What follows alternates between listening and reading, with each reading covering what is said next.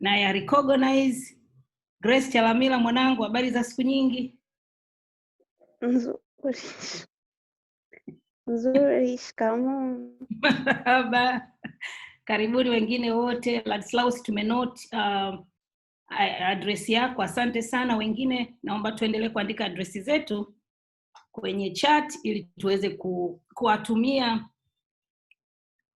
recording ya mkutano wa leo na ripoti, na tuendelee kuwa tunapeana habari mbalimbali zinazohusu njia mbalimbali za kuendeleza na kukuza ecosystem yetu ya social entrepreneurship Tanzania, na kushare yale ambayo wenzetu wanayafanya nje ya Tanzania.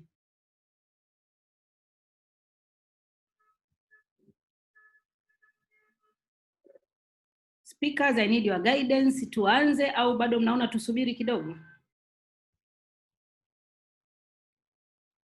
Mimi ningeshauri tuanze kwa sababu it's recorded. Hata hivyo, whoever misses the beginning will catch up on your video. So I don't know, because I also have to check out at 3 p.m. So if we can start, please. Okay. Kama una check out kweli kuna muhimu wa kuanza, wale wengine watakao baki kama kuna maswali mawili matatu machache wataendelea nayo. Basi kama wote tunakubaliana kuanza, naomba mniruhusu kusema kwamba kama tulivyosema tutatumia lugha zote mbili, Kiingereza na Kiswahili kwenye kujieleza. Naomba mniruhusu kuanza kwa kusema kwamba huu ni mjadala mmoja wapo kati ya mijadala mingi ambayo Africa Philanthropy Network wamekuwa wakifanya toka miaka miwili sasa, ya kuweza create nafasi na fursa kwa ajili ya kubadilishana uzoefu na kubadilishana tools mbalimbali ambazo kila mmoja anaweza kazifanyia kazi. Na sisi positioning yetu tulionayo kama Africa Philanthropy Network, tunaamini kabisa kwamba this is the right time to amplify the voice of social entrepreneurship, and especially with the focus of the young people. The right time kuweza kuangalia, na dunia inatulazimisha kuangalia kama the way of doing things na the way of organizing kweli inatusaidia kuweza kuhakikisha tunafikia malengo yetu na tunaweza kutekeleza yale tunayoyataka, realize dreams zetu, na at the same time tukaweza kujenga umoja kama kweli tuna uwezo wa kupima matokeo chanya yanayotakiwa kutokana na social entrepreneurship kama inavyotakiwa, na kuweza kuangalia jinsi gani sasa tunaweza kwa pamoja, basi kama tutaona kuna gaps mahali, kwa pamoja tunashirikiana kuweza kuhakikisha kwamba tumeweza kupush mabadiliko kwenye mifumo mbalimbali, kwenye utekelezaji wa aina mbalimbali, ili tuweze kuhakikisha kwamba angalau tunajenga ecosystem ambayo itaweza kutusaidia zaidi. Ningependa kwa kifupi sana, pamoja na kwamba sijui sana, lakini na mimi nimejifunza, labda kusema tunajitahidi zaidi na lengo letu kubwa zaidi where we are, na imani yetu ni kuangalia zaidi swala zima la social entrepreneurship. Sio entrepreneurship kama entrepreneurship, but social entrepreneurship, ili kuhakikisha kwamba tunaweza kwa pamoja tukaweza kuangalia pressing issues na pressing needs za communities, rather than kuangalia potential solutions za mtu mmoja mmoja ambaye angependa kujipatia kipato. Na pamoja na kwamba nadhani understanding kubwa ya social entrepreneurship ni pamoja na wale wenzetu ambao wana innovative ideas ambazo wanaweza kuzileta pamoja kutusaidia kusolve pressing the world is pressing social problems.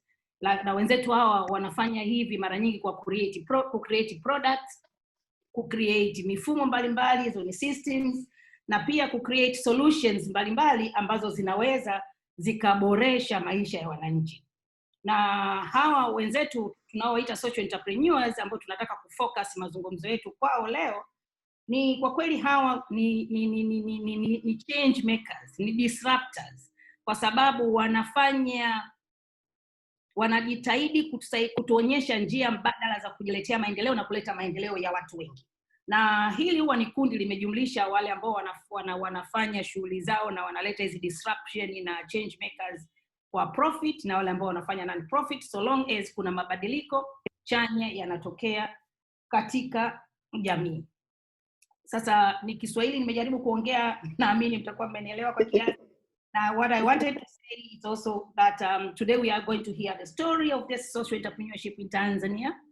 Kwa hiyo ni story ya Tanzania, sasa social entrepreneurship kwa Tanzania iko vipi? Alafu tuweze ku-identify missing pieces za kwenye puzzle ya hii social entrepreneurship kwa Tanzania. Kwa sababu tukiweza ku-identify missing pieces kwenye puzzle ya social entrepreneurship ndani ya nchi yetu, then tutaweza kabisa kuweza kutumia sasa hizi missing puzzle na kuangalia hizi gaps, tuweze kuona nini kifanyike ili kuweza kuboresha movement nzima na ecosystem nzima ya social entrepreneurship. Na lengo kubwa ni kuja kufika mahali kusema kwamba kama tunataka kureclaim different pieces za puzzle ambazo zipo kwenye gap sasa hivi tunashindwa kumaliza puzzle yetu wakati tunaijenga, basi kusema ukweli tuangalie nini tunakihitaji kutokana na mazungumzo ambayo tutapewa na viongozi wetu au ambao watatuwakilisha leo. Nini basi tunahitaji ili kuhakikisha tumeweza kuunlock fursa na potential zilizopo kwenye social entrepreneurship, kwenye ecosystem na kwenye movement ambayo tunaijenga. Kuna vitu vingi sana vya kujifunza, na kusema kweli tumeona kabisa discussion around social entrepreneurship, hasa tukifocus kwenye youth, kwa sababu ndio wengi ambao wapo kwenye wanajishirikisha kwenye eneo hilo, itatusaidia sana kuona tools gani sasa tunaweza tukazitumia. Inasaidia kuona ni mikakati gani tunaweza tukaiweka ili kujenga ecosystem ya kuweza kufanya kazi kwa pamoja. Tunachojitahidi in the final analysis as a goal, ambayo hatuwezi kuimaliza leo, lakini tumeanza mazungumzo leo na tuendelee kushirikiana pamoja, na yameanza zamani. In fact tunajifunza kutoka kwa mengi ambayo yameshafanyika, lakini tunataka kubuild pamoja ili tuweze kujenga the actual social entrepreneurs na sio the hero entrepreneurs. Kwa hiyo the I itabidi iendelee kupungua kwenye jinsi gani tuna conceptualize innovations zetu na kusema, but in the final analysis inabidi tuangalie what is it that is the pressing need at the community ambayo nataka kuilenga, na how can I contribute to solving that pressing need. And for that we have at least 3 leaders from the sector, the field ya social entrepreneurship Tanzania, ambao wako tayari kushare uzoefu wao na sisi. Na hizi ni pieces tofauti za puzzle. Mtaona pale ninapokuambieni kwamba badala kusema kujenga hero entrepreneur, lakini tunajenga the togetherness. Kwenye hii ni kwamba kila mmoja wao anakuja na expertise tofauti from a different angle, lakini kila mmoja yuko akilala akiamka asubuhi, akili yake na kuumia kwake kunasema what is it that I can do differently. Lakini hasemi what solution do I have, kwamba ajisifia yeye as yeye anasema what is it that I can bring kwenye community ninayotaka kuhakikisha imebadilika, waweze kubadilisha maisha yao. And these are the people we have today. So quickly let me introduce the speaker we have today. Let me tell you the truth. Please take note ya majina yao and go and Google what they are doing. I will not do justice nikipretend kwamba naweza acknowledge what they are doing here, but I'll try to my level best. I will start by introducing Dorsey to you. Dorsey is a development practitioner. Dorsey is a Mandela Washington Fellow wa 2016 na Chevening alumni wa 2018. Yeye ni co-founder wa Digital Solution for Farmers, Kilimo Uza, kama mmeshawahi kuisikia. A global goal champion with the UN Tanzania, a global goals goalkeeper with the Gates Foundation. Karo anasiti kwenye boards mbalimbali including board ya Kilimo Project ambayo yeye ameinitiate pamoja na Africa Youth Leadership Advisory Board ambayo iko chini ya African Leadership Institute. So we are talking with leaders who are working from Tanzania but influencing change beyond Tanzania. Karo is also a co-founder and manager of 2 non-for-profit organizations. The Launchpad, ambayo inafanya kazi kwenye intersectionality ya sustainable development and human capital, education, gender equality, decent work, economic growth, and so forth, but also Women at Web Tanzania, ambayo ina focus kwenye addressing gender divide, kupitia also skills development, literacy, citizenship, and so forth. So that is Carol Dorsey. Please go and Google Carol for your benefit. The second speaker I want to introduce is Jumaine Mtambalike. Jumaine is a Tanzanian born entrepreneur and technologist. Jumaine is best known as for championing building stable innovation ecosystems in the continent. He is a founder of Sahara Ventures, the parent company of Sahara Sparks event, Africa's largest event on innovation and technology entrepreneurship, Sahara Accelerator, a corporate sponsored and venture-backed accelerator. Jumanne anajulikana sana kama manager wa kwanza Buni Innovation Hub na champion wa Silicon DAO, Tanzania first natural formed technology district in Dar es Salaam. Kwa miaka miwili mfululizo ya success yake 2018 na 2017 na 2018, Jumanne amekuwa voted kama most influential Tanzanian kwenye science and technology on public voting facilitated by Avans Media. Jumanne ni yuko mmojawapo wa St. Gallen Symposium Leadership of Tomorrow na judge wa MIT Inclusive Innovation Challenge. Jumanne pia ni blogger wa innovation, technology entrepreneurship na the future of Africa. Jumanne anaandika thought provoking articles kuhusiana na innovation and especially innovation system in Africa. So now you see the reason why I'm telling you guys to go and Google these people, because it's so difficult to really understand them in a minute. Sasa speaker mwingine ambaye atakuja watatu ni Sostenes Sambua. Sostenes Sambua ni planning, business development, innovation na cluster competitiveness expert. Jumanne ni Sambua ni director wa business development kwenye Diligent Consulting. Kwa hiyo anafanya kazi sasa kama consultant. He has more than 20 years kwenye designing na implementation ya entrepreneurship programs ndani ya nchi na at the continental level. Over the past 10 years, Sostenes initiate integrated bundle of service for supporting youth entrepreneurship at scale in 6 regions, reaching thousands of youth entrepreneurs. Na pia for over 18 years, Sambua manage business development programs in partnership with local government, private sector associations, from which he accumulated experience in counseling, advising, consultancy services in areas of private development, private sector development, small and medium enterprises, business association, and financing institutions.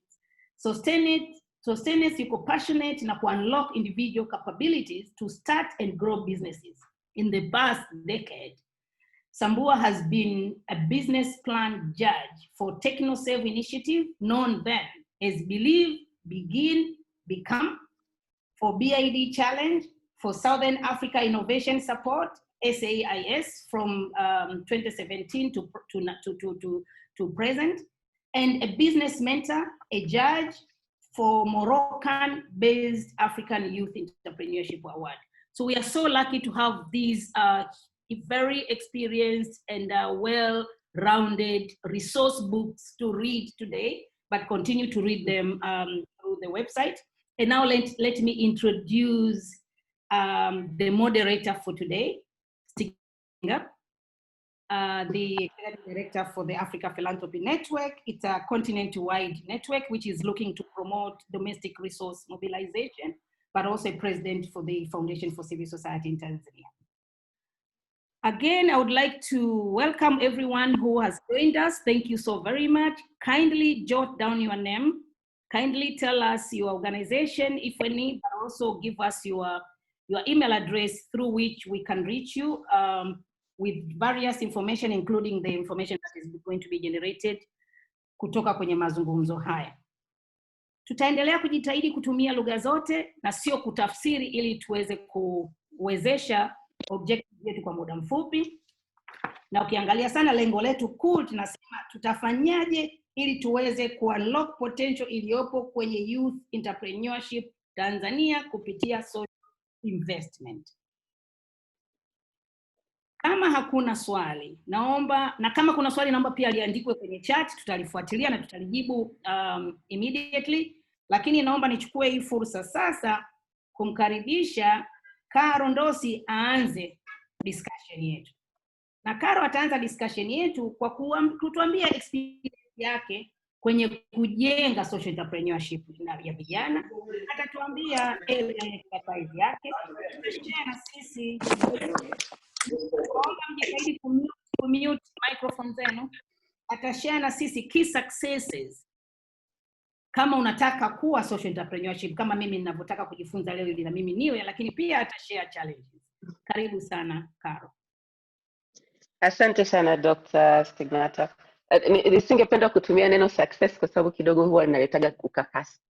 Na linaleta pressure isiyotakiwa kwa vijana wetu tunaweza kule, kwa sababu unfortunately success is defined differently by different people.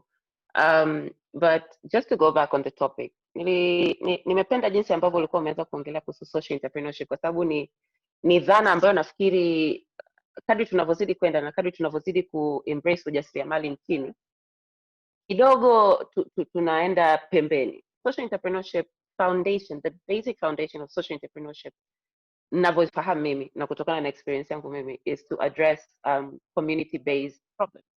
So you come up with solutions, entrepreneurial solutions, to address these community-based problems. Now, from my experience, nilichoona ni kwamba kwanza hii trend ya ujasiriamali iliingia nchini, na bahati mbaya nzuri kutokana na circumstances ambazo zilikuwepo, vijana wamepokea tofauti. Kwa hiyo kuna wengine wamepokea kama wito, wengine wamepokea kama mbadala, wengine wamepokea kama the only route. Unaona?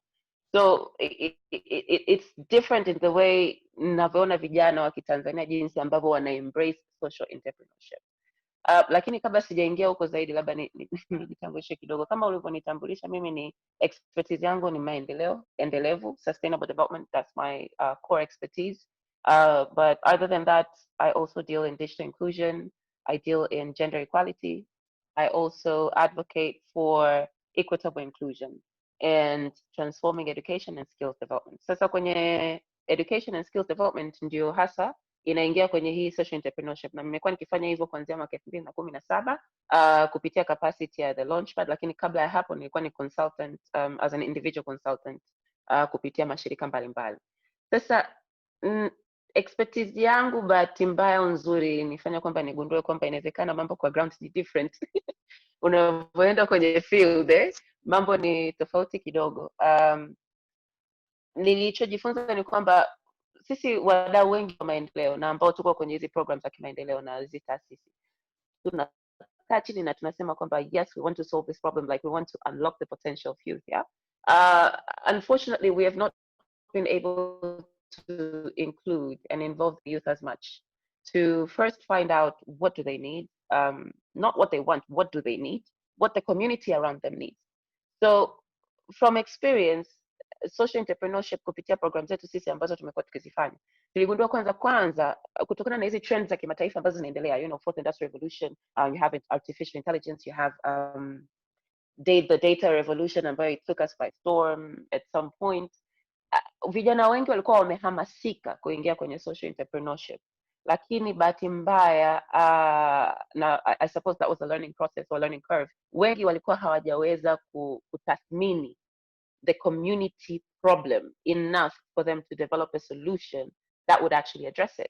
So wengi walijikuta kwamba wanaenda na trend kwamba mimi I just want a digital solution, mimi nataka kutengeneza digital solution ya kilimo, mimi sijui ya madaktari, mimi sijui ya nutrition or whatever. But tulivyokuja sasa kuanza sasa ile ideation process sasa kwa support, kwa sababu sisi tunachofanya ni kwamba tunatoa skills, lakini pia tumeanzisha incubation and accelerator program ambayo ina focus zaidi kwenye 6 priority sectors za Tanzania ambazo zimeainishwa kwenye mpango mkakati wa ujuzi na maarifa wa taifa, National Skills Development Strategy. So we've been working around the 6 priority sectors to see how we can support with capacity building in those particular areas, but also incubate them through the ideation and the prototype process mpaka pale tunapoweza kuwasupport sasa wakaingia kwenye venture capital, na ndio kitu ambacho sasa tunakuelekea huko.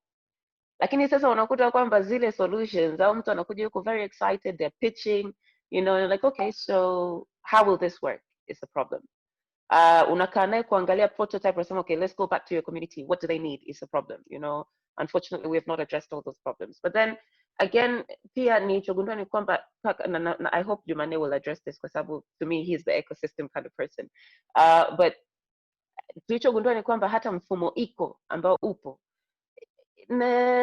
sio kwamba umegawanyika au sio kwamba uko segmented, lakini it is inaccessible to most of the youth, most of the social entrepreneurs, hasa ambao wako nje ya miji mikuu ya Tanzania.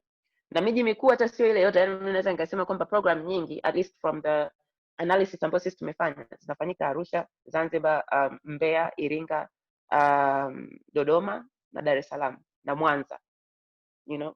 So hii mingine mpaka sasa tujikuta kwamba na dona naye kakubali kwamba twende kwenye hilo eneo, au labda taasisi fani inasema kwamba this is the operate area, ndio tunaweza kwenda.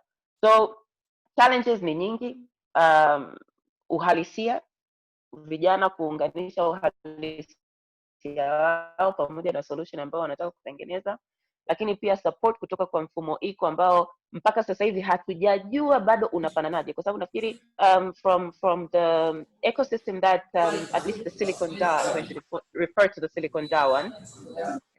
Yeah, so I'm going to refer to the Silicon DAO one.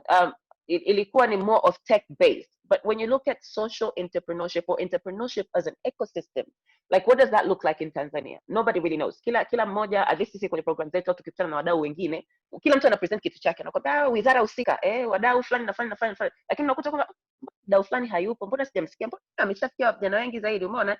So it's a problem because sisi wenyewe kama wenyewe bado we are still working in silos. We really need to come together on this, and I'm hoping somebody will take initiative on this, and not just on tech-based ecosystem, but entrepreneurship as entrepreneurship. You know, it doesn't really have to be technology or artificial intelligence or all about the fourth industrial revolution or the future of work, but mfumo iko wa ujasiriamali Tanzania unafananaje? Kijana akitaka kuingia kwenye ujasiriamali leo anatakiwa apite kwa nani na nani na nani, au njia yake inaweza kufananaje? Naona nimeongea sana, naomba niishie hapa afu tutaendelea. Asante sana sana sana Karo. Wanasema mara nyingi pale pagumu unampeleka kwanza mwanamke, si ndio Ladies. Kweli. But thank you for really introducing very well the field na kutupa uzoefu wako kwenye field na kutuambia zile changamoto ambazo tunaziona kwenye field, na umeanza kugusia unafikiri labda tuanze kuangalia kwenye maeneo gani ili tuweze kwenda pamoja.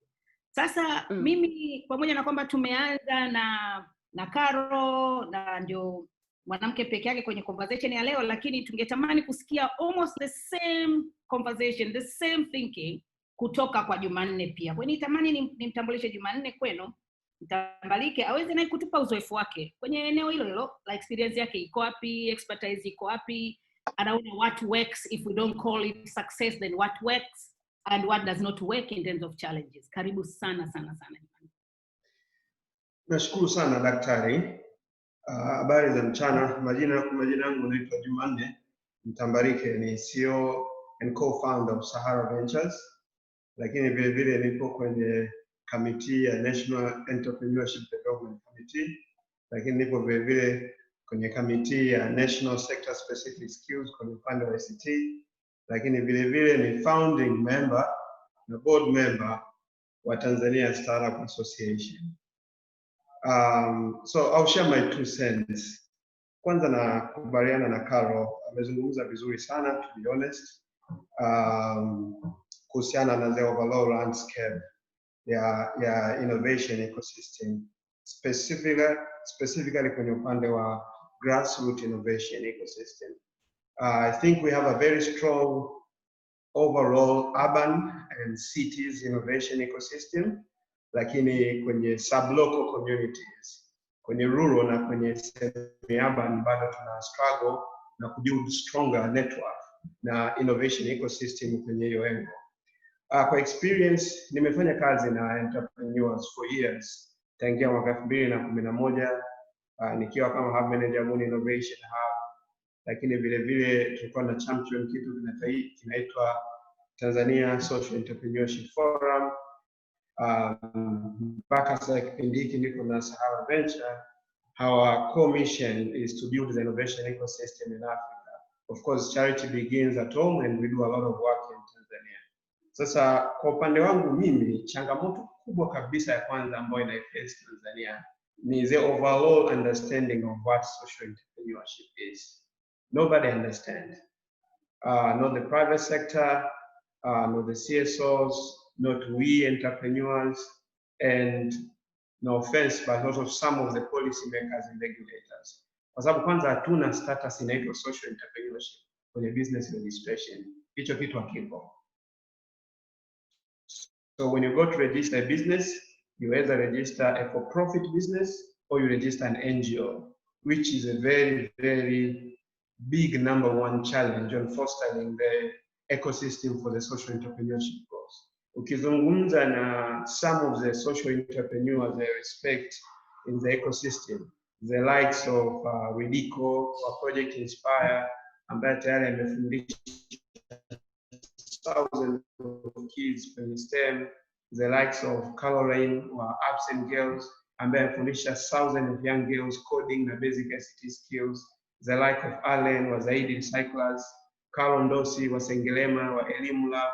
They've been doing a lot of work, but their status as social entrepreneurs, it is not very clear. They either choose to become NGOs or they are forced to formalize and run their initiative as commercial businesses. So the first big challenge is, can we have proper definition that is respected and recognized legally of who the social entrepreneur is in Tanzania? That is the first big challenge that I've seen for years. And the same challenge that faces the likes of Shure Direct is the same challenge that faces Bongo. Technically, we recognize them as social entrepreneurs or social startups, but legally that status doesn't exist. Another big challenge that I see, of course, in terms of the overall landscape of social entrepreneurship in Tanzania is the fact that there's limited financing. We don't have impact investors. A huge chunk of the money that is going to support social enterprises is coming from donors and development partners. And as much as we love donors and development, they usually have their own priorities and strategic areas where they want to focus on, which makes it difficult for some of the social entrepreneurs to do their work and sustain the impact they want to create.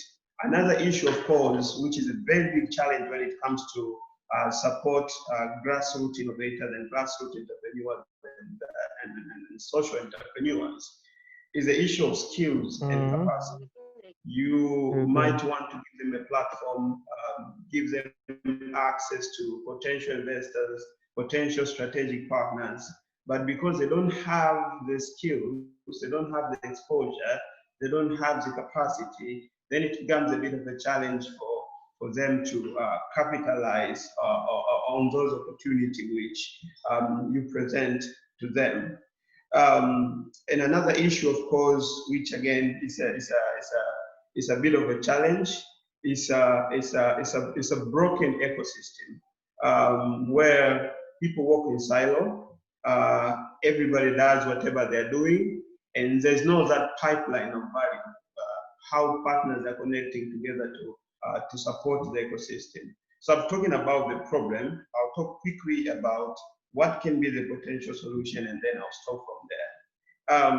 I think what we need to do, which is very, very important if you want to nurture now this ecosystem of social entrepreneurs in Tanzania, the first thing we need to nurture a strong entrepreneurship ecosystem which has clear pipeline of value, whereby a regulator can create good regulation, whereby hubs and incubators and innovation spaces can design very strong programs to support social entrepreneur, where we can have network of impact investors to support this entrepreneur. So it's very, very crucial. This ecosystem to support entrepreneur at both levels.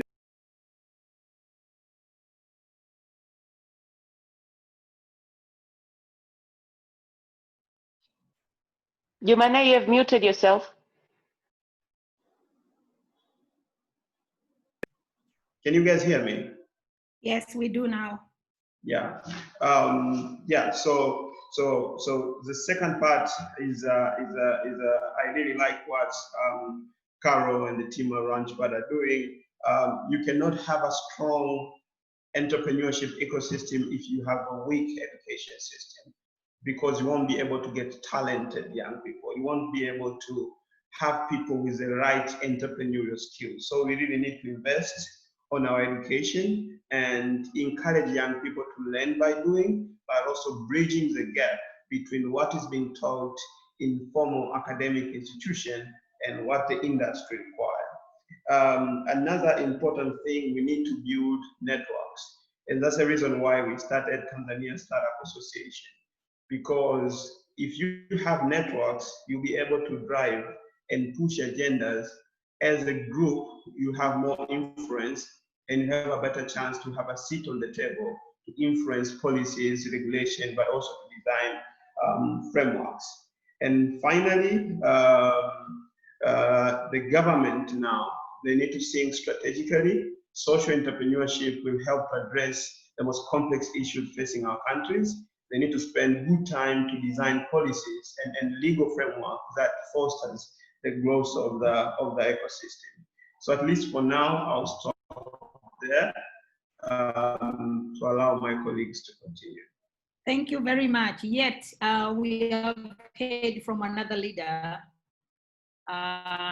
in social entrepreneurship ecosystem, talking about what is it that works in a way, what is within the context, but also what we need to focus on ili tuweze kujenga sasa hii ecosystem ya pamoja na movement ya pamoja ambayo itakuwa ni uwezeshi kutusaidia kuhakikisha wale ambao tuko katika hii field kweli tunaweza kuleta mabadiliko na maendeleo endelevu. Asante sana Jumanne, na omba mchukue hiyo. Most of people now waona hapa wamejiandikisha ni businesses na entrepreneurs. Naamini chukueni aliyosema hapa as a challenge. I would really be happy to see you throwing back questions kwa speakers, at least hao wawili. Sasa wakati namkaribisha watatu, ulizeni maswali, lakini pia pale ambapo mnaona labda wameongelea challenge ambayo naamini kabisa you have a solution, sema I need to say something because I have a solution to what either Carol or Jumanne said it is a challenge. Sasa naomba nichukue fursa hii kumkaribisha Sostenes Sambua ili naye aweze pia kutuambia uzoefu wake, overview na understanding yake ya social entrepreneurship kwa Tanzania, na ni maeneo gani muhimu tuyaangalie ili tuweze sasa kujenga hii ecosystem na movement ambayo ya uendelevu pamoja, tuweze kuona kwamba hii field sasa nayo inakuwa na mchango wake wa kutosha, inakuwa na recognition na mchango katika kuleta maendeleo ya wananchi. Karibu sana Sostenes.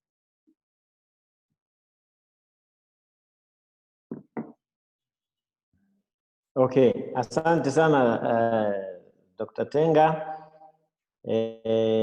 Good afternoon everybody, na pia asante Carol na Jumanne kwa kutangulia. Time is going flying. Anajua Carol ataondoka saa 9. We have only 20 minutes left.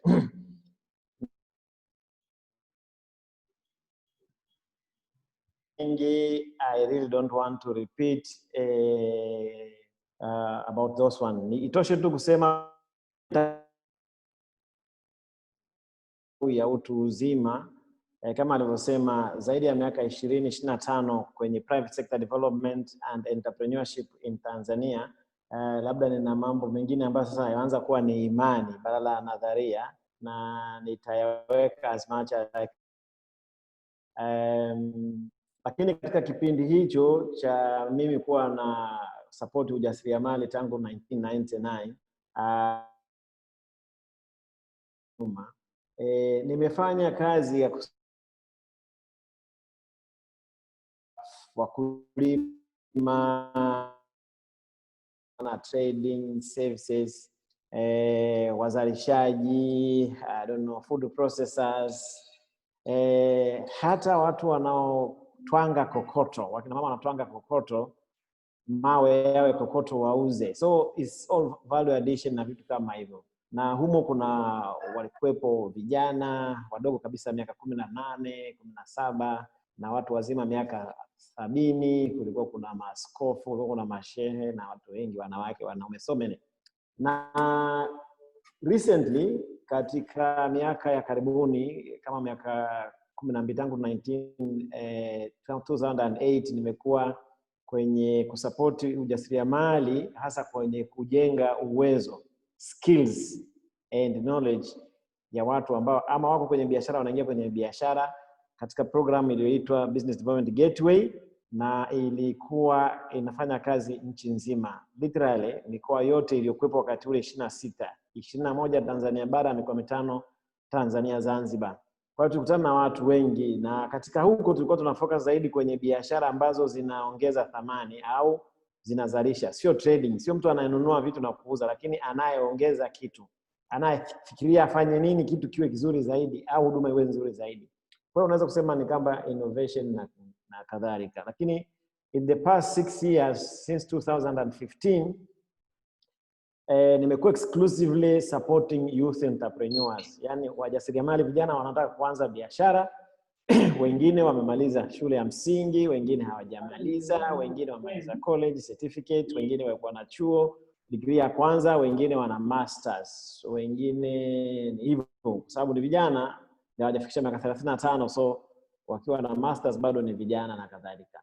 Na ilikuwa mikoa ya Mtwara, Lindi, Dar es Salaam, status ya mikoa 3, Pwani, Morogoro na Dodoma, ambapo mpaka sasa hivi kuna programu inaendelea huko inaitwa Kijana Jiajiri au Jiandalia Ajira, na inasimamiwa, inaendeshwa na taasisi inaitwa Tanzania Entrepreneurship and Competitiveness Center. Sasa kwenye hili la leo nataka kusema hivi kwamba pamoja, ndio maana nasema pia na utu uzima una mambo, social entrepreneurship nayo imeendelea kukua globally. Yani ukiangalia definition au maelezo ya social entrepreneurship ni nini katika uwanja mpana wa dunia, nayo ni kitu kimekwenda kinajenga kinakuja mpaka sasa tumefikia kwenye hiki kitu tunaita ecosystem. Lakini basically wataalamu, professionals duniani wanakubaliana, ukiongelea social entrepreneur au enterprise au entrepreneurship ni using business methods, yani mbinu za kibiashara katika kusolve matatizo au mahitaji ya binadamu katika jamii. Yanaweza yakawa ni mambo ya kijamii, yanaweza kuwa ni mambo ya kiuchumi kwa maana livelihood, yanaweza kuwa mambo ya mazingira na kadhalika. Lakini what is important pale, una marry two things: business methods and people's issues, people's problem, people's pain points. Kwa hiyo kama ni issue inahusiana na health, inahusiana na education, inahusiana na mazingira, inahusiana na jinsi ya kuongeza thamani labda ya mazao ya kilimo au kuweka wakae muda mrefu zaidi waweze kupata bei nzuri zaidi, haya mambo yote healthy na vitu kama hivyo. Sasa hizi vitu vyote ambazo ni vya kijamii, yani ni vya watu wengi, ni matatizo ya binadamu, ukianza kuzitatua, yani kuzifanyia solution zake kwa kutumia mbinu za kibiashara, then inakuwa ni enterprise au social entrepreneurship. Kwa hiyo ukiangalia sana kwa Tanzania, unaweza kusema ni recent kwa sababu mambo mengi yalikuwa yanafanywa na serikali miaka mingi iliyopita, na tukaingia kwenye ujasiriamali kama ilivyoelezwa na wenzangu waliotangulia. Lakini pia issue ya kwamba tufocus kwenye vijana kama entrepreneur ni kitu cha karibuni. Huko nyuma Tanzania tumekuwa tunasema vijana waende shule, wapelewe elimu, waende sekondari, iwe ni ya kulipa au ni elimu bure. lakini baadaye wapate fursa za kazi. Kwa hiyo ilikuwa inaonekana kijana ni mtu ambaye eventually atapata kazi ya kuajiriwa, lakini reality tunajua kwa sasa tuna vijana mamilioni, actually 12 million or so, ambao kazi zao wanazofanya ni kazi za tuseme kubangaiza au kuhangaika. Wanazunguka na bidhaa mitaani, wanaenda kwenye site za ujenzi, wanatafuta vibarua na kadhalika. Hawana kitu kikubwa sana. Ndio maana kama Jumanne na Karo wanavyosema, kumekuwa kuna effort za kujaribu kusaidia vijana waweze kufikiria ni nini wanaweza kuprovide to community meaningfully, kwamba zikaondoa matatizo ya watu na wao wakapata kitu. Zimekuwepo sasa, ndio kuna taasisi kama hizo, Sahara Sparks, kuna Launchpad, kuna Dorsey Direct, kuna incubator accelerators around the country, Arusha, Mwanza, Mbeya, whatever, mpaka na nini, ambazo zinajaribu kunacha hizo innovation. Sasa niseme kama alivyosema wenzangu kwamba kuna changamoto kwenye ecosystem, lakini nikifikiria vizuri ningetaka kudistinguish aina 3 za social entrepreneur, kwa maana kwamba sio mtu mmoja mmoja, yani categories. Kwanza kuna hawa watu ambao tunawatamka kwamba ni social entrepreneurs, na sasa tunafocus kwa vijana, yani mtu kama sisi tuliopo kwenye hii webinar, kama tuko 30, kwa kila mmoja wetu akiingia kwenye kufanya kazi kwenye anatoa huduma fulani, iwe ni elimu, iwe ni education, iwe ni solution ya IT, iwe ni namna fulani ya kufikisha taarifa kwa watu kusudi waweze kufanya maamuzi vizuri. As long as you are doing that as an entrepreneur, kwamba uondoe matatizo ya watu na upate kitu, you are a social entrepreneur. Kwa kuna kundi la watu hawa, kuna entrepreneurs hawa, lakini kuna second category ya entrepreneurs. Sasa second category ya entrepreneurs ni hawa kama ambao kama tuseme kama Jumanne hapo au Karo au watu wengine ambao wote wameanzisha vitu, taasisi au projects, au wanafanya kazi kusupport others entrepreneurs. Now these people, wale ninawasema ni category, ni category kwa sababu they are using their resources, kwa maana wanatumia akili yao, wanatumia muda wao, wanatumia na rasilimali, network na vitu ambazo wanaweza kufanya, wanavileta kusaidia watu wengine, ama through an accelerator or entrepreneur. These same people, they are social entrepreneurs. They are investing in developing society entrepreneurs to provide services. Kwa hiyo unaona kwamba kuna hiyo category ya hao. Alafu a third group ya hawa sisi tunawaita social entrepreneur, kwa maana ya taasisi inayohitaji inaitwa Tanzania Entrepreneurship and Competitiveness Center. Kuna watu tunaita business mentors.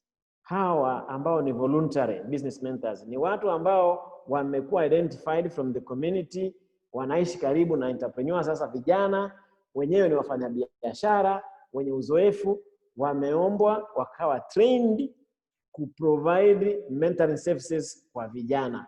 Hawana projects, wala wenyewe hafanyi hizo kazi kama za social entrepreneur, lakini wenyewe kwa sababu ni business people, they have experience, they have knowledge.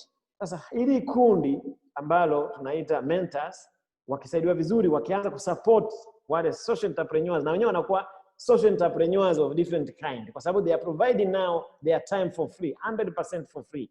They are providing their knowledge 100% for free. Sio mradi, hawapati mshahara wala chochote. Hawa watu wapo, we have managed to create a network and group of people, kama nilivyotaja, Mtwara, Lindi, Dar es Salaam, there are so many, I don't know how many, 200 or so, in Pwani, in Morogoro, and in Dodoma. Dodoma nafikiri kama wako 70 au kitu kama hicho. Hawa mentors ambao wamekuwa trained kabisa na wana miiko, wana kama code of conduct wanapofanya kazi na vijana. Now this is also another group of entrepreneurs, social entrepreneurs. Kwa nini nimewataja hawa?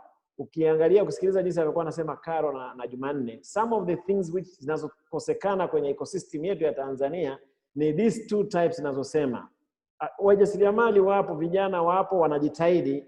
Nitaangalia kidogo challenges zao, lakini actually kwenye ecosystem pamoja na haya waliotaja Jumanne, kama kukosekana kwa hela, I mean people, kama ni angel investors au ni impact investors au ni other ventures ambao lakini they are not so much interested in profit but interested in solving problems za watu na binadamu na kadhalika.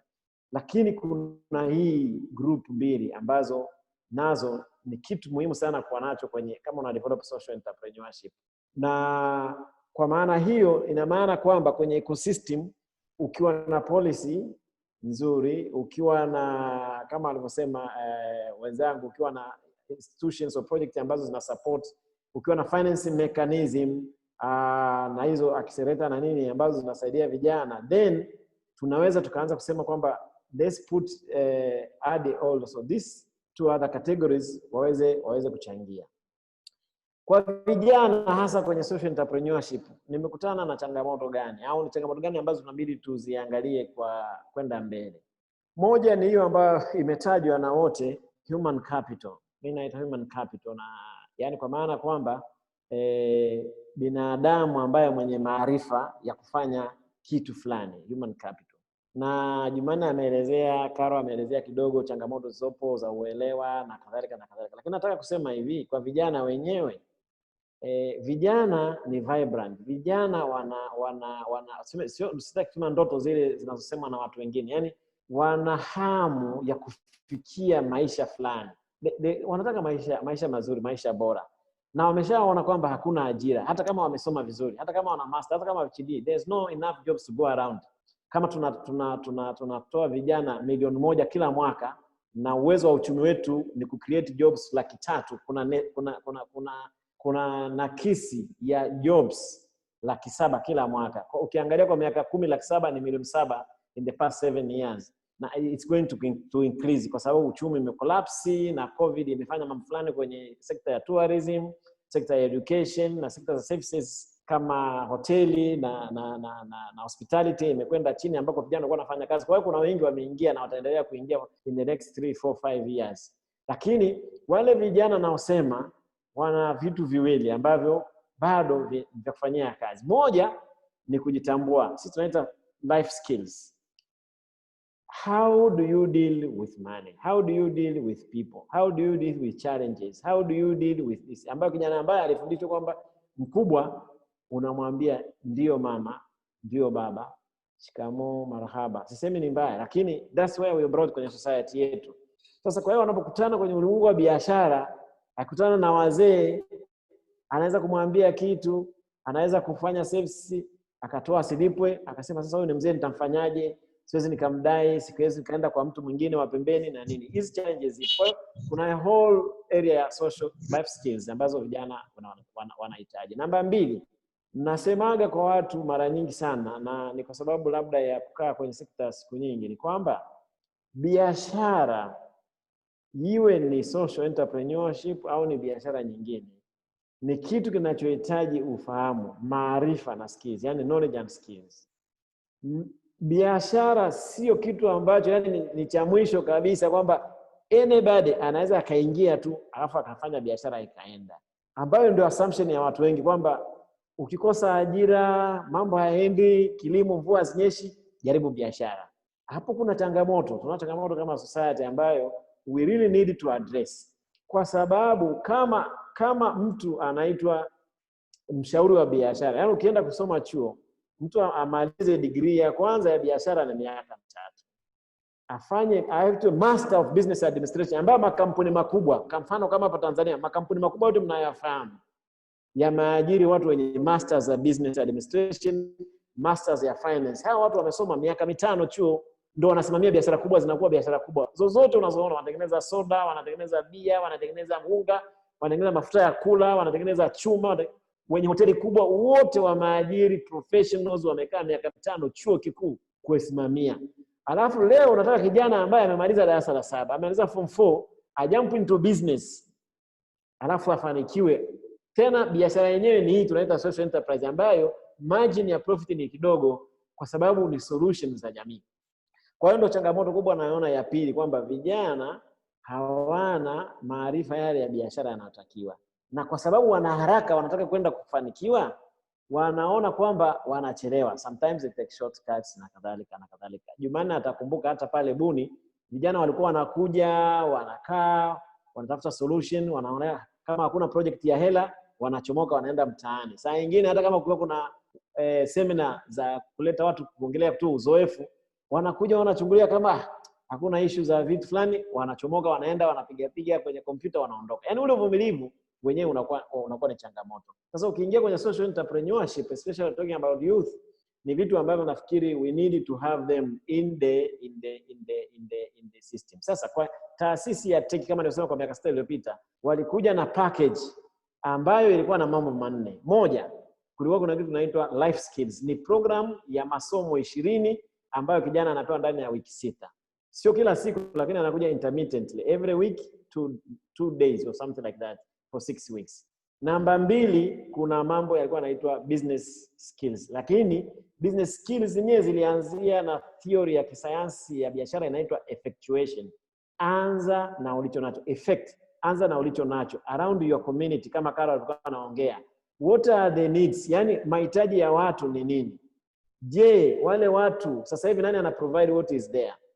Na wewe mwenyewe kama unataka kuingia kwenye ujasiriamali huo, kwa mfano unataka kuanzisha nursery school, kusolve matatizo ya watoto wadogo, au tuition, kusaidia vijana waweze kufahamu wakapasi mitihani. Social ni social entrepreneurs, enterprise issues. Sasa wewe mwenyewe kijana una network gani? Yani una watu gani unawafahamu ambao unaweza kuanza nao kwa mawazo? Je, una watu gani ambao wanakuamini? Kwa mfano, pale unapoishi wewe, msikitini unajulikana kijana, kanisani unajulikana kijana, kule shuleni unajulikana kijana. Hizi ndo sehemu za kuanzia. If these people know you, they can trust you kuanza biashara. Wanaweza kukusaidia. Lakini unakuta hawa vijana wenyewe hizo nilizotaja hawaendi. Kwa hiyo unaona sasa tulianza kuanza kuwafundisha kwamba it's important to understand and to be rooted in the local community in which you are, kuelewa needs zao, lakini pia watu wakuelewe unataka kufanya kazi. Kwa sababu soko la kwanza ni watu waliokuzunguka, like whatever you are going to provide as a social entrepreneur. Kwa hiyo ukiacha life skills na business skills, tulikuwa tunatenga sasa, tunawapa ile mentoring ambayo ni structured mentoring kwa miezi 12. Wanakuwa na mentor ambaye wanakutana kila mwezi mara moja for 12 months. Ile mentoring program is managed na inakuwa kind of monitored, na kuna officer ambaye anashughulika kabisa na kuongea na mentor na kuongea na vijana baada ya session na kabla ya session kuhakikisha mambo yanakwenda. Alafu ya 4 ilikuwa ni kuwa link na financial institution. Tufanya kazi na Presidential Trust Fund, tufanya kazi na SIDO wana mikopo fulani, tufanya kazi na halmashauri za wilaya au manispaa ambazo tuna implement project, kwa sababu is so important. Hao ndio wanatekeleza sheria, ndio wanaweza kuwabana mbavu vijana au akawaachia wapumue kwenye biashara. Na tulikuwa mahususi kufanya nao kazi, waelewe vijana waweze kuwasupport, otherwise ile ecosystem haitafanya kazi vizuri. Sasa hawa wana resources kwa vijana, wana resources za hela, wana resources za watu ambao maafisa vijana, maafisa maendeleo wanataka kufanya na vijana, na wenyewe they could also provide mentoring services. Kwa hiyo ukifanya hizi 4, alafu ukiangalia sasa nje, ukipata kama kuna impact investors, kama kuna angel investors ambao kwa Tanzania bado, na ndio maana Dr. Tenga tunaongea mambo ya Africa philanthropists. We need to start to provide these angel investors na impact investor from Tanzania.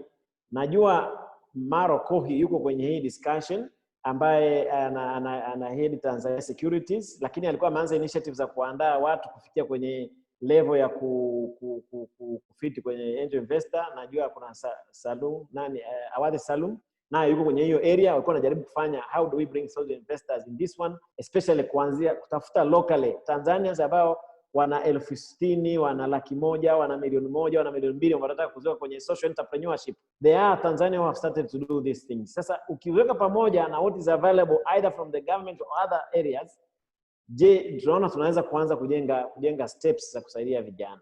Mimi naona niishia kwa sasa hapo, niachie wengine tena nao waseme au kama kuna maswali, lakini nafikiri we have something that is coming up, lakini we need to do more. Asante. Asante sana Sambua. Jamani, wale ambao mmekuja tukiwa tumeanza, naomba niwashauri, cha kwanza, wakati unataka kuendeleza interest yako na kuwa catalyst kwenye jinsi gani utaifahamu zaidi social entrepreneurship na jinsi gani utaweza kuchangia katika kujenga ecosystem Tanzania, kwa kuanzia nenda ka Google kazi zinazofanywa na hawa presenters wetu watatu kuanzia, alafu uje uangalie kinachosemwa hapa na kinaendeleaje. Naomba niseme kuna maswali yameulizwa na nashukuru sana kwamba maswali mengi ambayo yanaulizwa kwenye chati pia yanajibiwa. Kwa hiyo kwa sababu yana majibu yake, naomba msome kwenye chat, lakini pia tutahakikisha tumeyaleta kwenye report, maana tayari yana majibu kutoka kwa experts, ambalo mimi nalitamani sana kuendelea kulisikia, na nimefurahi kulisikia hili kwa njia hili. Ni challenge kubwa tunayoipata. Tunapofika mahali tunasema tunataka kudumisha sasa na kuhakikisha kwamba Watanzania wenyewe tunachangia katika kujiletea maendeleo yetu, na kwamba sisi tuna social investors ndani ya nchi yetu, na tunasema tuna social entrepreneurs ndani ya nchi yetu. Siku zote tunakuwa challenged. Ni nani huyo basi ambaye ni social investor ndani ya nchi? Kwa hiyo haya mazungumzo yanatuonyesha kabisa kwamba tunabidi tuhakikishe tumeangalia kwenye mchakato mzima na process nzima ya ecosystem, actor gani yuko wapi na anafanya nini. Tutaendelea kuwaomba mtupe stories za vitu ambavyo mnavifanyia kazi. Nimesikia kuna stories hapa zinafanywa na chuo kikuu cha university, lakini Ardhi Institute, kuna story nyingi zinaongelewa humo. Hizo story ndo tunazozihitaji. Kwa nini? Impact investors ambao wako nje ya Tanzania hawajui, kwa sababu ya ecosystem yetu imejichanganya kiasi kikubwa, hawajui waanzie wapi kusupporti hii ecosystem kukua, kwa sababu hatutoi taarifa za vitu tunavyofanya. That is why. But again, naomba niwa challenge mimi hawa speakers tulionao. Najua Karo, muda wako karibu unaisha, nitakuomba useme wa kwanza alafu wengine watafuatilia. Kikubwa kuliko tunachokiona sasa, kuna ugumu sana, na nyinyi mmesema kumekuwa na ugumu sio tu wa skills, kumekuwa na ugumu wa capital ya kuweza kuinvest kufanya vitu. Kwa hiyo hata kama tayari nina knowledge, kuna ugumu wa capital.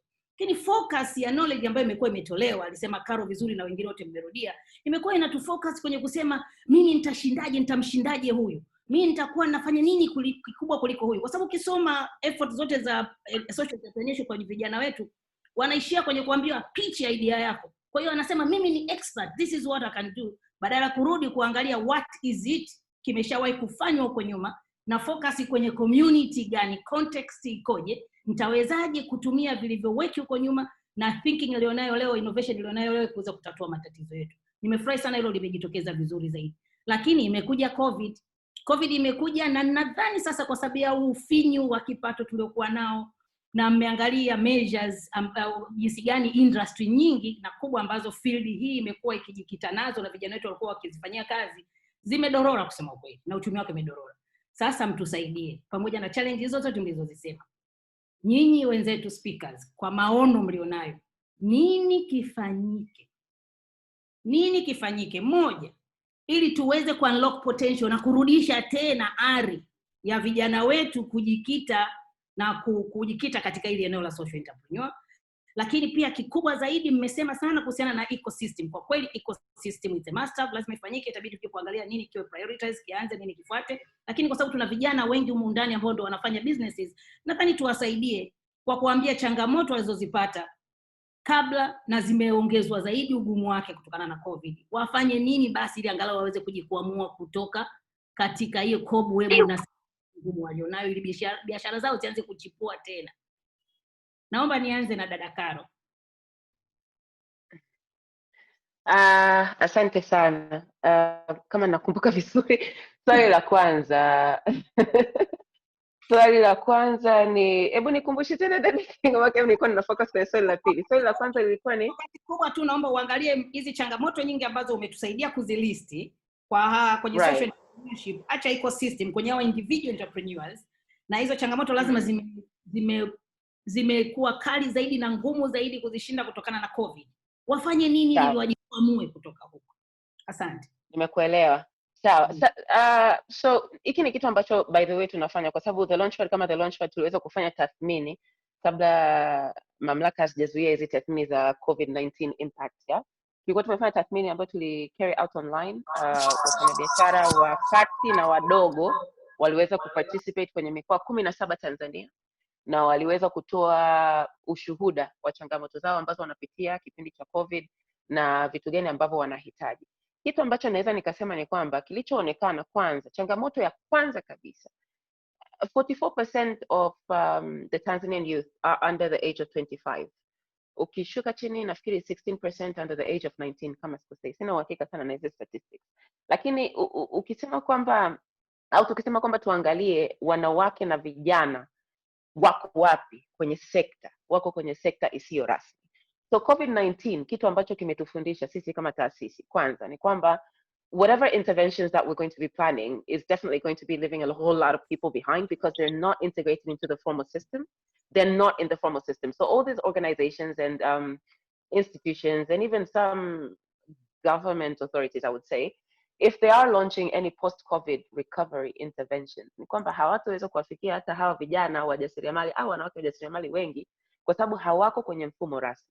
Kwa hiyo kitu cha kwanza kama changamoto ninayoiona ambayo wote kama wadau inabidi tuiaddress ni kwamba kwanza we need to integrate them into the formal system so that one, whatever that interventions that we are planning, they can be part of, but also they can also benefit from all these other opportunities that will be presented or any other platforms that will be initiated, you know, in the post-COVID recovery. Lakini kitu kingine nilichokuwa nataka kusema pia ni kwamba kipindi cha COVID tumeona changamoto kubwa sana ya elimu ambayo ilikuwa imejitokeza.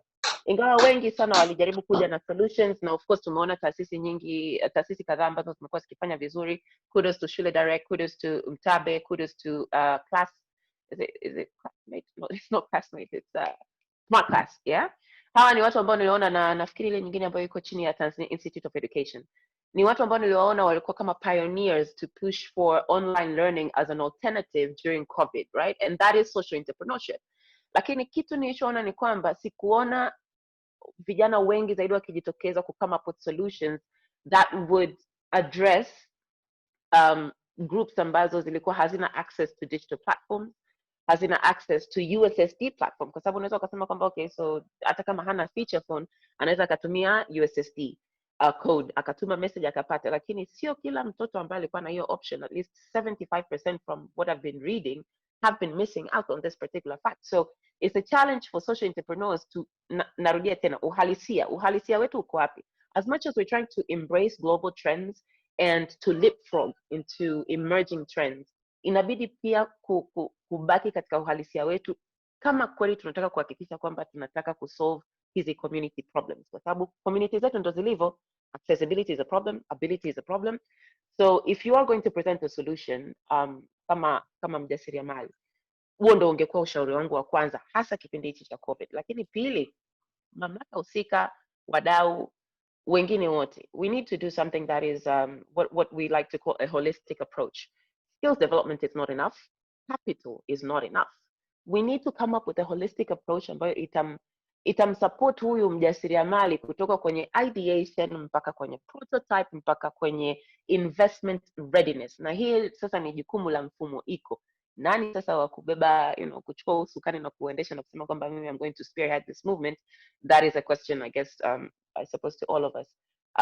But I think I'll end there because changamoto kubwa ambayo tumeiona kipindi cha COVID ni digitalization. So people have been trying to go from offline to online. Lakini sasa ukiangalia miundombinu ni changamoto, ukiangalia uwezo wa hata hawa wajasiriamali ku run online businesses ni changamoto. Ukiangalia nature ya hizi businesses, not every business can be transitioned into a digital operation. So that was also another challenge. Lakini COVID-19 imetuonyesha kabisa kwamba kama jamii tuna needs mbili. Protective needs so that we can continue staying safe. So social entrepreneurship right now should definitely be addressing this. Kama ni mask, kama sijui ni sanitizers, na tumeona kuna viwanda vidogo vingi sana ambavyo vimejitokeza. Kuna hata wale ambao walikuwa wafanye vizuri lakini wakaichukua hii changamoto ya COVID wakabadilisha biashara. Now they're producing products termed as protective gear.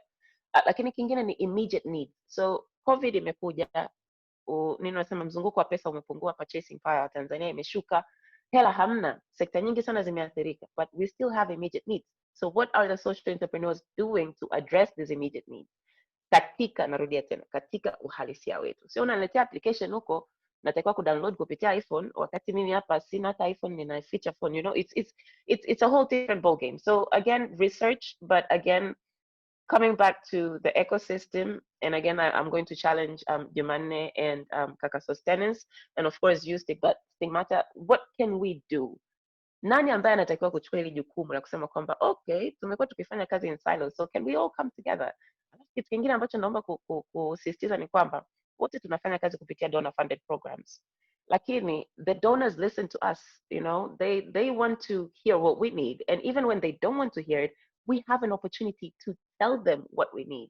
So at the end of the day, it shouldn't really be about the donor priorities. It should be about our own communities and what we need and what are our problems and what we're trying to address. So if it's an ecosystem that we need, it's up to us to include that in every bit of our programs and say, you know what, I'm not going to achieve this alone. I need Sahara Ventures, I need Niajiri, I need Shule Direct, I need Mtabe, I need Absent Girls, I need to do Project Inspire, and so forth and so on, so that we can actually move together. Kwa sababu tukiendelea hivi jamani, sisi kama Launchpad tumepata tumetrain vijana 600 na mpaka leo, lakini ningekuwa nimeungana na Sahara, ningekuwa nimeungana na sijui nani na nani na nani, tungekuwa tumefikia maelfu na tungekuwa tumeenda na mikoa mingine zaidi.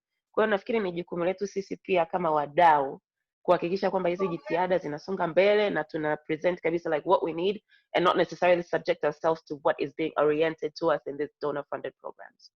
Thank you. Can I go now? Asante sana. Yes, Carol, unaweza ukaenda, but again I think the challenge inayokuacha nayo ni tuje kuorganize another conversation ambayo itatusaidia kuja kuongelea about the inclusive social entrepreneurship. Sababu leo hatujaenda kwenye diversity. We really need to come to that. Sipo kubwa sana.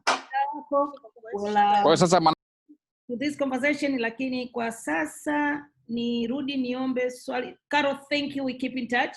Niombe swali hilo tena liweze kujibiwa na kaka Jumanne. Tufanye nini? Tumeshafika, tuko bondeni. Tunachomokaje humu? Mimi mtaji wangu daktari. I think cha kwanza kabisa mimi kama kijana napenda nizungumze vizuri hapa focus yetu kubwa zaidi iwe ni kwenye solution more than discussing challenges. I know it's a basic principle that you have to identify a problem before you try to solve it, but I think kuna opportunity nyingi zaidi kwenye kudesign solution rather than focusing on the problem. Kwa hiyo the way we built Sahara Ventures, it was built around identifying a problem and fixing it. The reason tulianzisha Sahara Sparks kama marketplace ya kukutanisha innovators na entrepreneurs na potential investors ni kwa sababu hakuna mtu alikuwa anafanya hivyo Tanzania. As we're speaking, Sahara Sparks inafanya event in 8 other African countries. The reason we started Sahara Accelerator na kufocus kwenye post revenue business ni kwa sababu hubs zote zilizokuwepo zilikuwa zina focus kwenye idea stage. Kwa hiyo hakuna continuation. There was a gap. There's a problem, tukaona hiyo problem tukawa tunaifix. And the reason we are doing a lot of work kwenye upande wa impact consulting kwa sababu hakukuwa na strong Tanzanian company ambayo iko serious kwenye kufanya impact consulting kwenye innovation, technology and entrepreneurship. So sisi kama young people, let's start on looking at what is missing, what are the challenge, and then let's come up with the solutions. Let's complain less. Let's be chief executive officers and not chief excuses officers. We really need to identify solutions and create businesses around those solutions. And I think that is a core issue. If you go to countries like Nigeria, go to countries like Kenya, you won't see young people complaining on social media. You will see them providing solutions to their government, providing solutions to the corporate sector, and that is a culture we should adapt. I think that is the first keyword, speaking to the young people. Now, speaking to the government, the core responsibility of the government, the mandate of the government, is to create the conducive ecosystem for businesses, for innovation, for innovators and entrepreneurs to flourish, to set up the right policies, to set up the right regulation, to build the right networks where we can be able to nurture the growth of our ecosystem. Countries like Ghana, they have something called Ghana Venture Capital Trust Fund. It's a public fund to support young entrepreneurs, which has been designed to support high growth businesses. Can we create funds like that to support our own social entrepreneurs in Tanzania? Countries like Tunisia and Senegal, they've designed specific acts to support new businesses, to attract investment from developing countries, to create a way for investors to exit in a more conducive way. Can we do that in Tanzania so that we can attract more investment and FDIs to come to local businesses in Tanzania? Can we make it easy for local investors to build networks where they can support businesses locally so that international investors can see the need to bring money back home? Because trying to get foreign money while you're not investing yourself ni sasa kusema kwamba unamsaidia mtoto wa jirani hela wakati mtoto wako ndani ana njaa, kitu ambacho kiwezekani kiafrika na duniani inawezekana. Kwa lazima to build these local networks za investment. Lakini nikitoka hapo nikaenda kwenye overall setup ya our innovation entrepreneurial ecosystem. The reason it's called an ecosystem is because it's a system of systems. You're not supposed to do everything yourself. You're supposed to complement efforts of what others are doing. It's very important to know that. And in order for you to be able to complement what others are doing, you need to create some sort of a pipeline of value. Ni mchezo wa kupokezana vijiti. Uwezi wewe ukawa ndo UD unafundisha, wewe ndo investment firm unatoa fundi, wewe ndo hub unanecha idea, wewe ndo regulator unaregulate, wewe ndo entrepreneur unafanya biashara. It's not an ecosystem. An ecosystem, it has to be group of people working together kwa kubadilishana vijiti. Mimi kama UD nimefanya kazi yangu, nimeweza kuproduce the highest quality graduate. Now the work of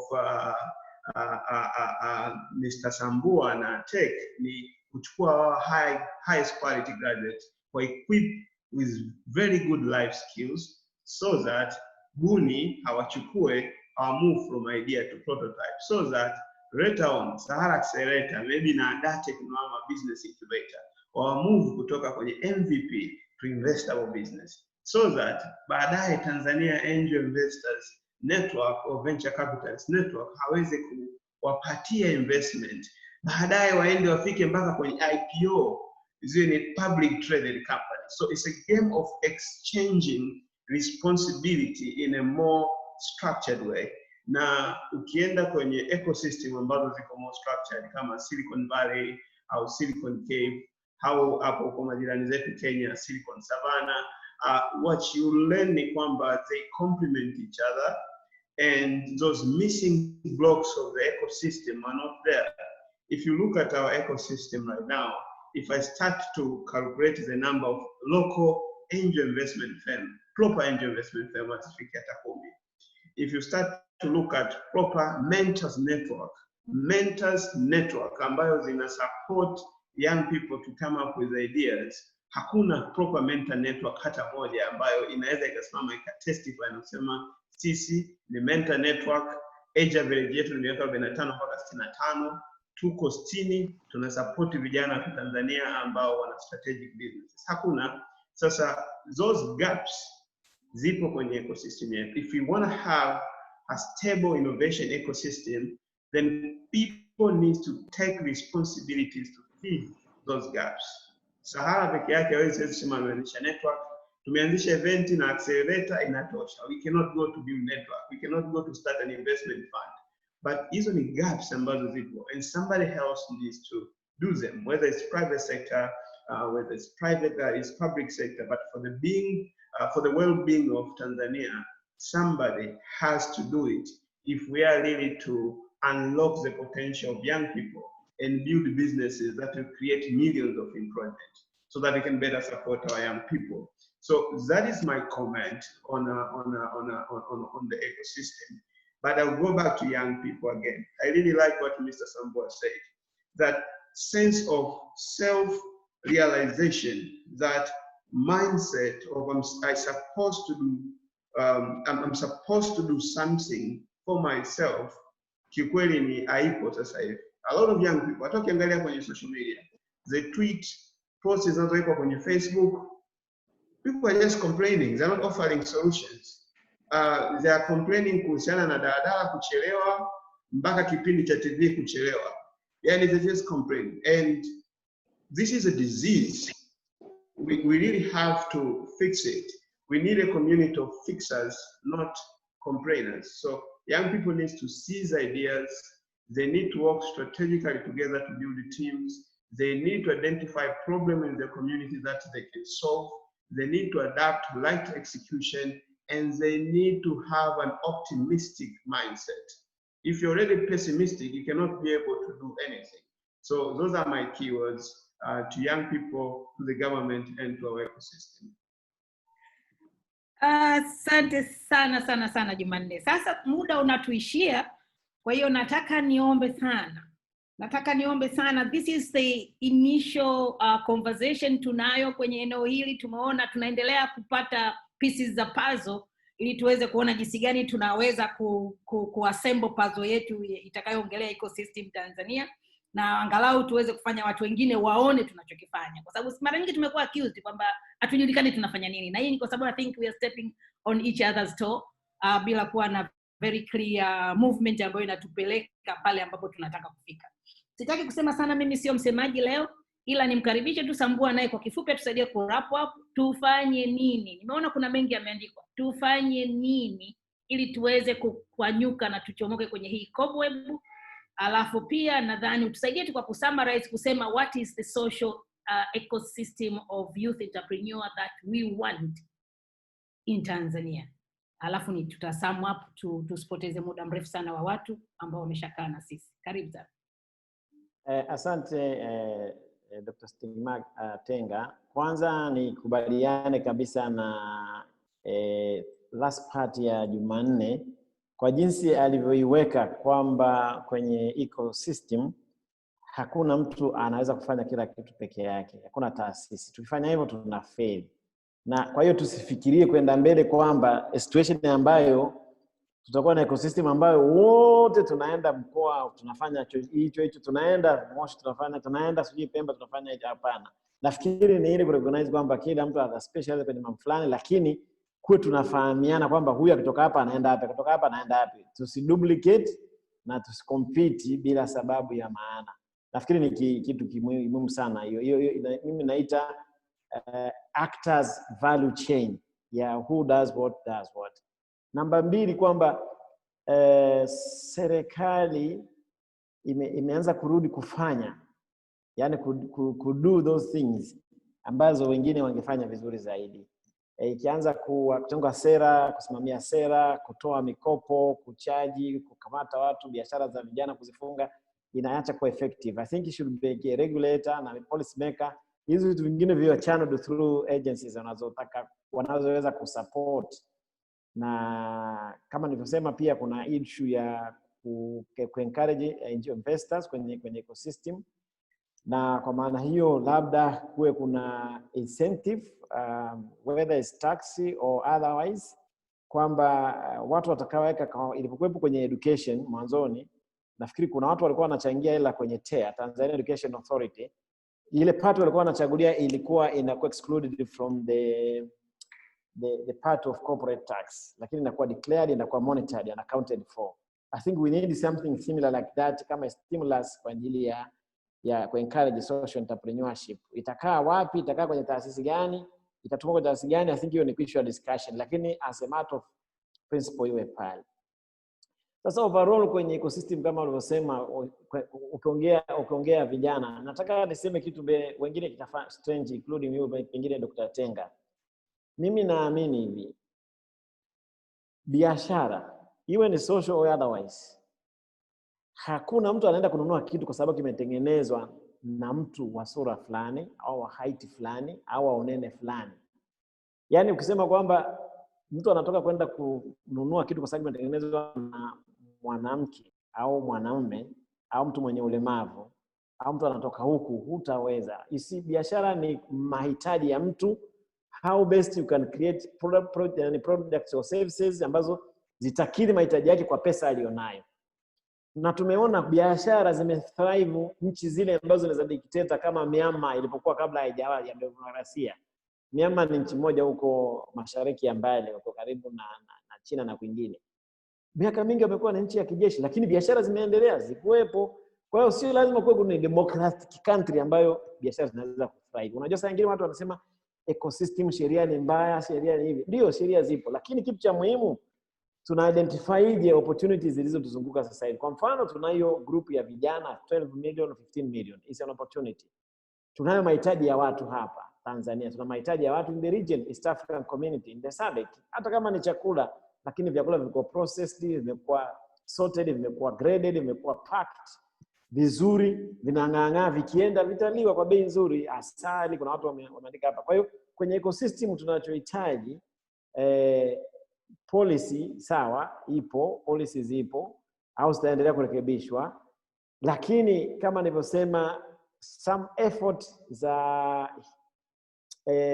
ku develop specific human capital for social entrepreneurship, what it is like, unaenda kwenye mahitaji ya jamii, what it looks like, yani kupatikana kwa faida sio kama kwenda kununua maji ya jumla na kuuza, inachukua muda kidogo. Kwa hiyo watu waandaliwe, kwa hiyo knowledge and skills.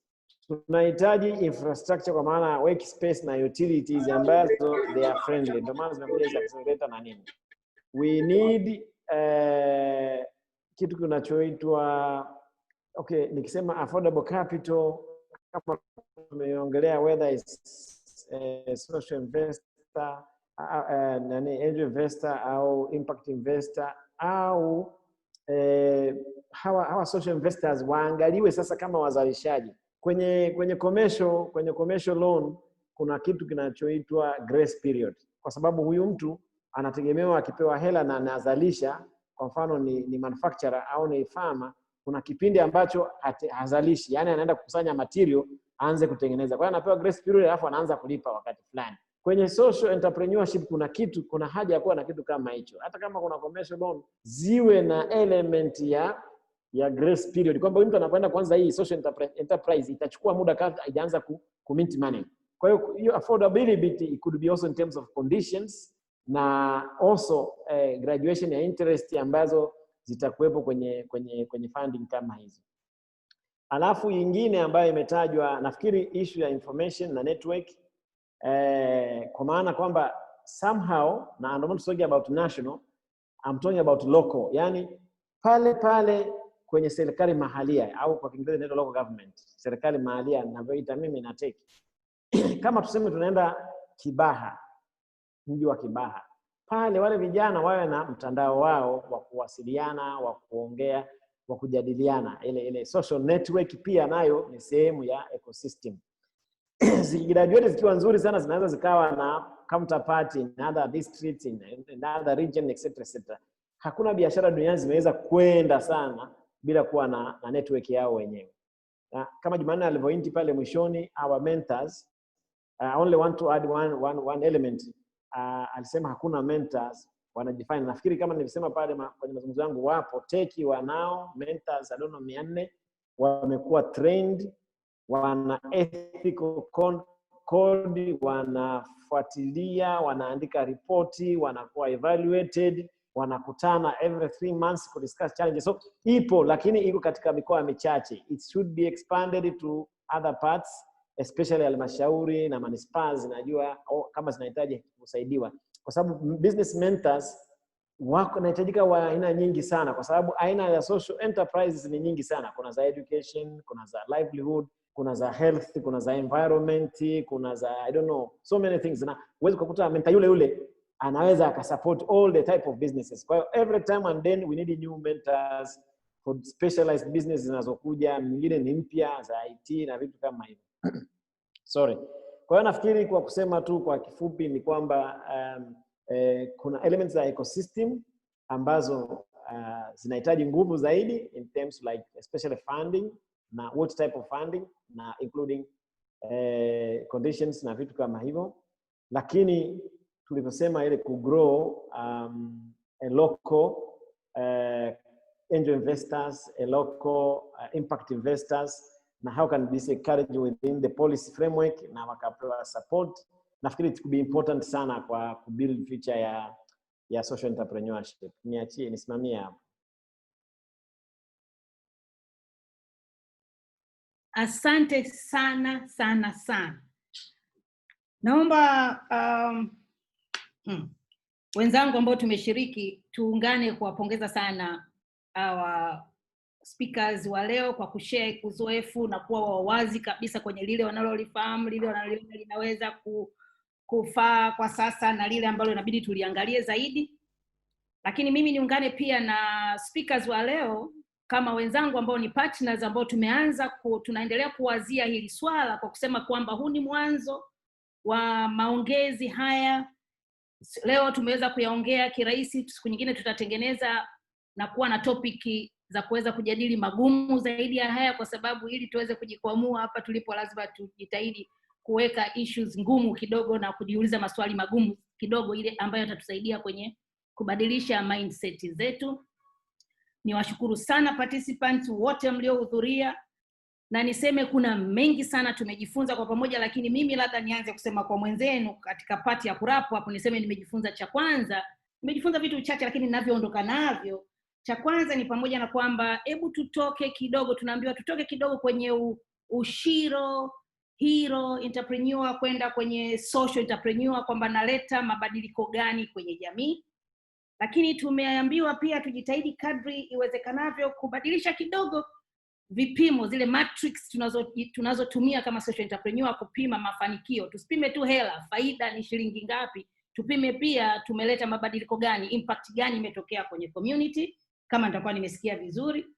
Lakini kingine, kweli tumeshauriwa sana tutoke sasa kwenye hizo siloed type ya thinking na interventions, twende kuangalia jinsi gani tutashirikiana pamoja, tutapanua wigo, tuwe na collective kind of thinking. Sio kwa sababu innovation ya idea ulionayo mtu mwingine ataiba, ni kwa sababu kuna mwingine alishaifanyia kazi.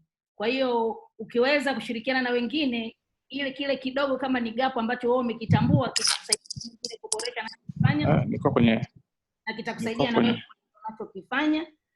Na pia kikubwa ni kuangalia nani yupo, tuendelee kuangalia nani yupo kwenye value chain ambayo inatengeneza movement nzima ya hiki kinachoitwa social entrepreneurship, kwa sababu sio an individual, sio mfumo mmoja, sio product moja, sio operation moja, sio biashara moja inaweza kukwamua matatizo na yalivyo complex katika nchi. Kwa hiyo tujitahidi kuangalia jinsi gani tunaangalia hiyo. Sasa naomba to conclude this, niseme kwamba sisi kama Africa Philanthropy Network tunafanya kazi nchi zote za Afrika, lakini luckily tuko ofisi yetu kuu iko Tanzania, na kwa kweli kiongozi wake ambaye ni mimi ni Mtanzania. Kwa hiyo charity start at home. Na hii movement ya kuangalia jinsi gani tutaweza kutumia social entrepreneurship ili kuleta mabadiliko socially, culturally na economically, ili pia kuweza kupata recognition na kuchangia katika strategies za maendeleo za nchi, tunazifanya katika nchi zote. Ni conversation ambayo tumeianza, na kutumia potential ya vijana ambao tayari wameshaingia katika eneo hili. Hatusemi tuache kabisa watu wazima walioko pale, kwa sababu hawa wana rasilimali. Kwa hiyo kijana, na wewe ukiona kile ambacho watu wazima wanacho, ukaangalia jinsi gani ya kuboresha na kushirikiana nao, watu wazima wana rasilimali. Kwa hiyo itakusaidia pia kuto kustruggle kwa kiasi kikubwa kwenye kupata rasilimali. Kikubwa kwetu sisi, naomba niseme tena, mission yetu ni kureclaim power ambayo ipo kwenye any practice ambayo ina uplift maisha ya Mwafrika. Power hiyo ipo katika social entrepreneurship. Kwa hiyo lengo letu kubwa ni kushirikiana na hawa ambao tumeongea nao leo, kuanzia Diligence Consulting, The Launchpad, Sahara Ventures na wengine, tuweze kuendeleza hizi conversation mpaka tuhakikishe kwamba government yetu imerecognize contribution ya social entrepreneurship kwenye pato lake, ili waweze sasa kurudi na kuanza kuangalia jinsi gani watatoa hizo incentives and so forth. Tuendeleze hizi conversation ili tuweze kubuild sasa a stronger ecosystem, ili mtu akiweza kusema hivyo nikitaka nipate certificate inayo identify mimi kama an entrepreneur, sio zile za shilingi 20,000 zinazosema mimi nauza vitu barabarani, mimi I'm a social entrepreneur, nikaipate wapi? Ni sisi ndio wa kutengeneza hiyo ecosystem kwa pamoja. Tungetamani sana, swali ambalo limekuwa kubwa na tunajiuliza sana, ni gap iliyopo ya nini kinafanyika na sisi kama actors kwenye social entrepreneurship. Kwa hiyo naomba nianze kwa kusema kwamba as Africa Philanthropy Network tungetamani sana kuendelea kucollect stories zenu mbalimbali na vitu mnavyofanya, ili tuweze kuamplify hii voice yenu, ili tuweze kuhakikisha kwamba tuna connect na like-minded social entrepreneurs na pia impact investors ndani ya nchi, ndani ya continent na beyond the continent, kwa sababu tuna partners beyond the continent. Kwa hiyo what I want to say ni kwamba tulikuwa tunajiuliza nani achukue hii role, kwa sababu wengine wamechukua role ya kueducate, wengine wamechukua role ya kutoa mentorship na so forth, lakini tunasema we are more than ready to take a challenge na kuchukua role ya platform ambayo ita discuss issues of concern zinazo concern social entrepreneurship ecosystem ndani ya nchi, platform ambayo ita advocate for needs za social entrepreneurship actors kwenye ecosystem, lakini pia kuconnect, kwa sababu tuna connect, tunaweza kuongea na organization nyingine ambazo ziko sio tu ndani ya nchi, ziko ndani ya continent na beyond the continent. Kwa hiyo ni kuconnect na kulink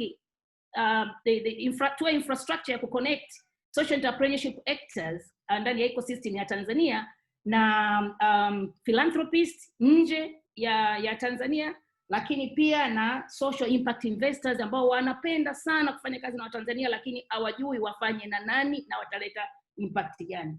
Na kikubwa kuliko vyote, we are very much more than ready to really amplify your work na kuprovide hizi spaces za kufanya conversation za hivi.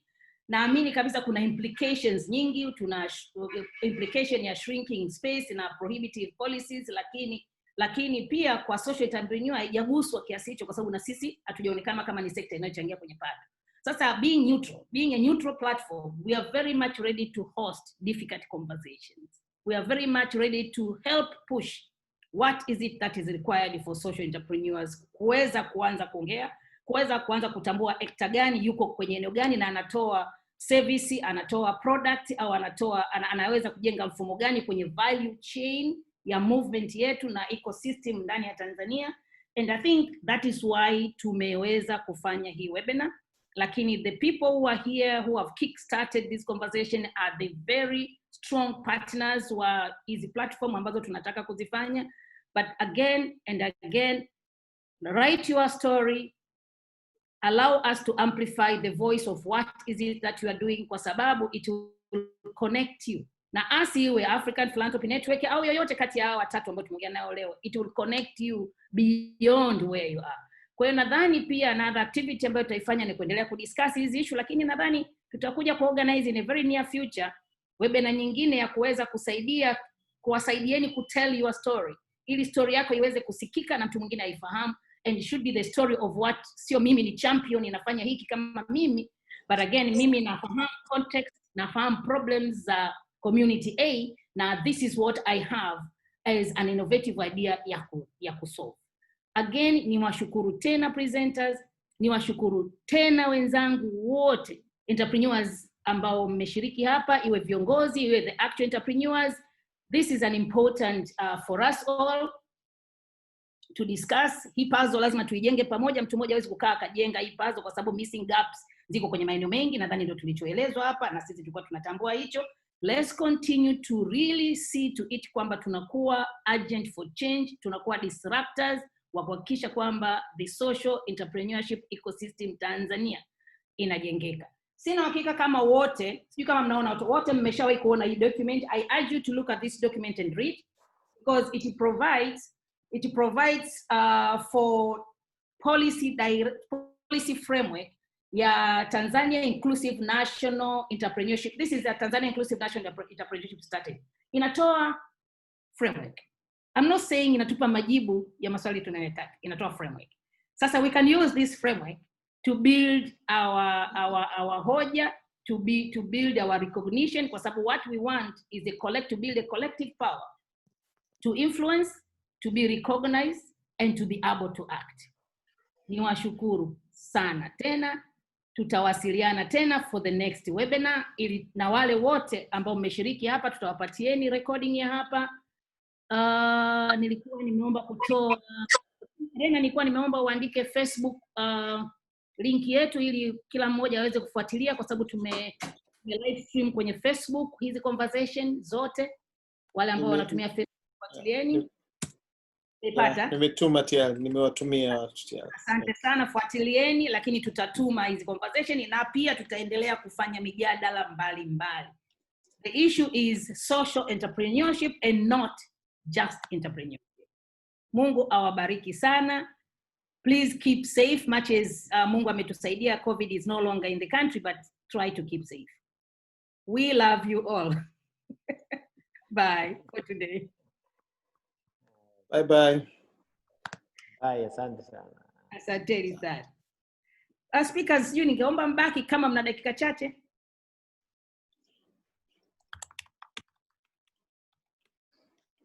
Sawa, Madam President.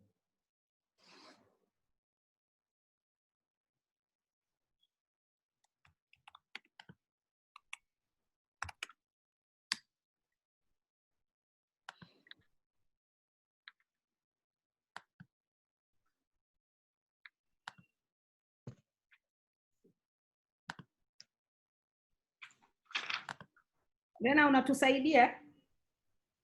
Yeah, nawasaidia, ngoja ni waombe wengine watupishe basi tumalizie. Asante sana. Sababu nadhani wamechukua muda mrefu wa speaker, sitaki kuchukua muda wao. Just a minute.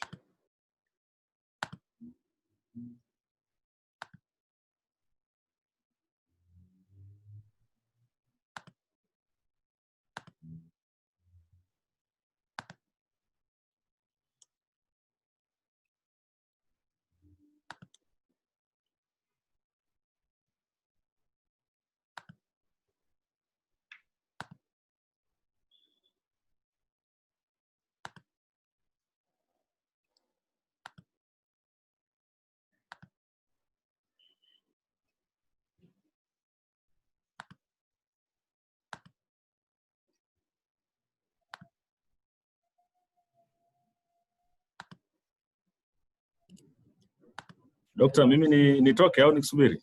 Nilikuwa nakuandikia, if at all you have a minute please. Sawa. Unaenda wapi? Mbona unauliza swali gumu wewe kada wewe na nyingine?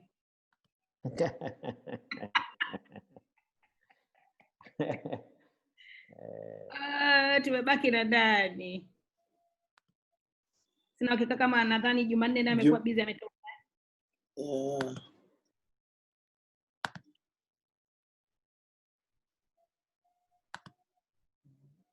Yeah, Simoni. It's okay. Let's discuss just quickly to wrap up. Yeah, nadhani Rena tuko okay. Yes. Ni Gloria. Gloria, is that you? Okay. Huyo ngoja nimtoe. Unajua kumekuwa na tendency ya sasa hivi kwa sababu mikutano mingi mtu anakuwa anajiweka on, ana mute mic, ana mute video kwenye webinar lakini hayupo.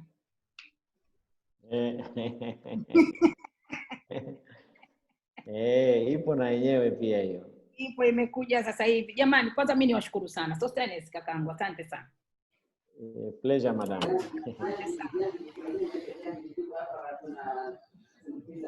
Kwa inaitoa off record na tuzima recording. Hai.